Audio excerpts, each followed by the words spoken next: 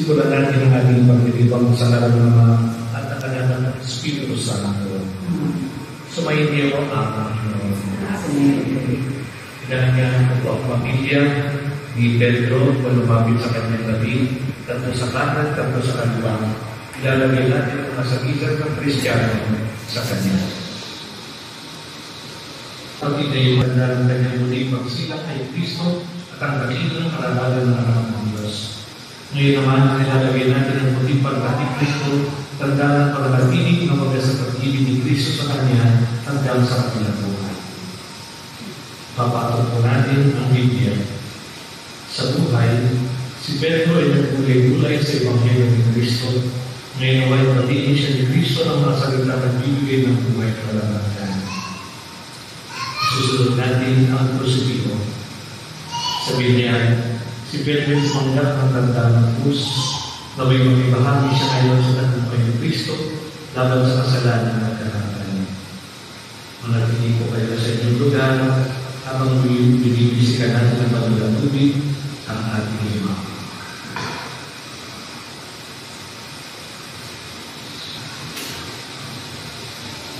Sabihin niya sa ating kapatid na yung mga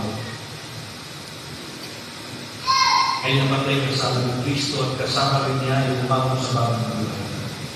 Makahati naman siya ngayon kasama ng Kristo sa kalulatian mo lang ng dahil. Amen. Manalangin tayo.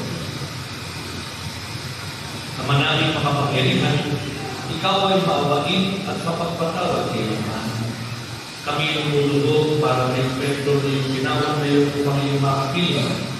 Pagpuntangan sa kanyang pag-asa at pananampalataya, may naginawa siya sa kanyang kalinagbayan at magkamit ng ligaya pang magpakailangan sa pamamagitan ng Kristo kasama ng Espiritu Santo magpasawalang kanya. Amen. Sige po, Panginoon.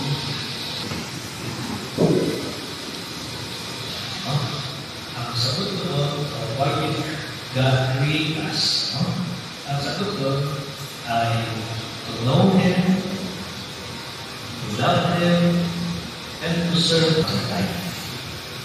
Yun daw ang natutulan ng pag-iha sa ating bilang tao. Kami ang Diyos, mahalin siya, pagkalang pagkalang. Kaya sa pamagitan ng Espiritu, gawin mo panala mga kaloob inyong nahulog at kanin. Ito ang aking katawan na ihahulog para sa inyo.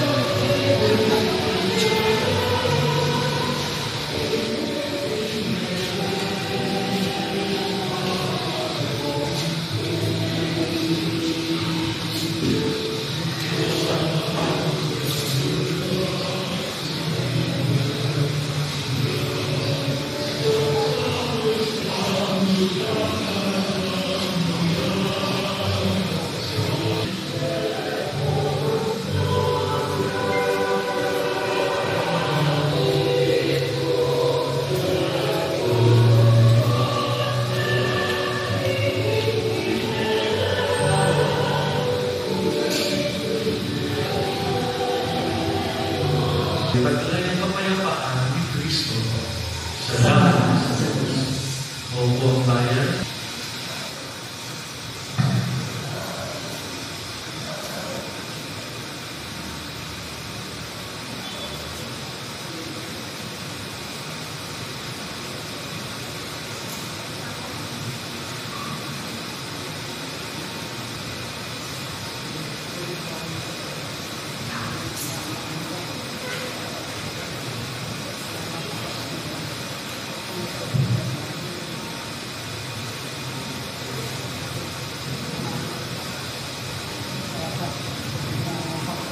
Ngayon po, tumayo tayong lahat para sa paglalapit at pamamahalan.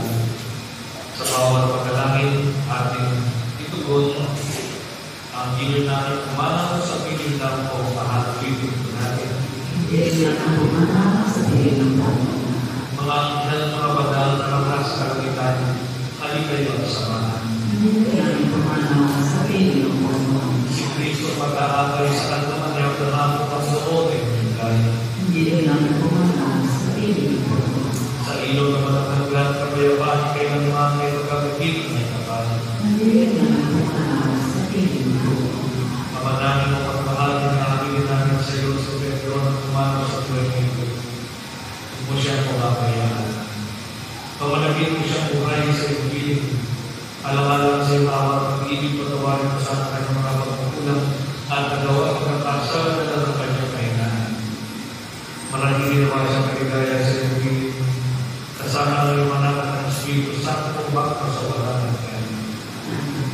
Paalam mo sa iyong Pedro, kapatid namin kumanaw, mapasabihin ka nawa ng buong kay kapal, ang pagpapata ng Diyos ay buukin mo sa kalalaman at ng anak ng Espiritu Santo. Sa paraiso magkikita mo ni tayo, samahan ka ng mga santo, ay panginawa na para hindi magsasama upang lagi tayo magbiyaya sa piling ng Diyos sa bahay. Tayo din magbibisik ng mga natubig habang ginagawa nito, aawin natin ng mga tabutan. Pagkatapos ng awit, uuwi tayo para pakinggan at kainin pasasalamat at pagkilala ng ginagawa ng pamilya. Walang sino napupuhay para sa sarili.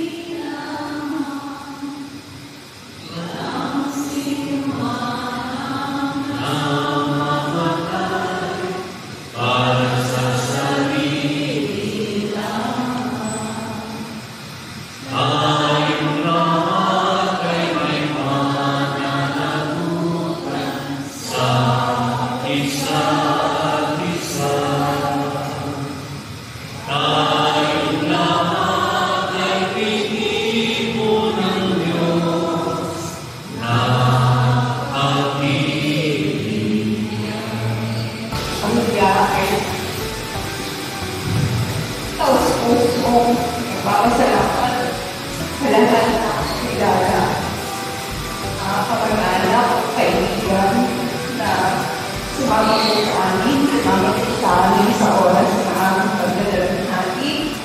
At ngayon po ay nakisama sa amin sa galang upang ihatid sa patuloy sa Ama ng aming mahal na Tatay Pedro. Diyos po ang patuloy na pagbigay sa atin ng mga biyaya at pagpapala.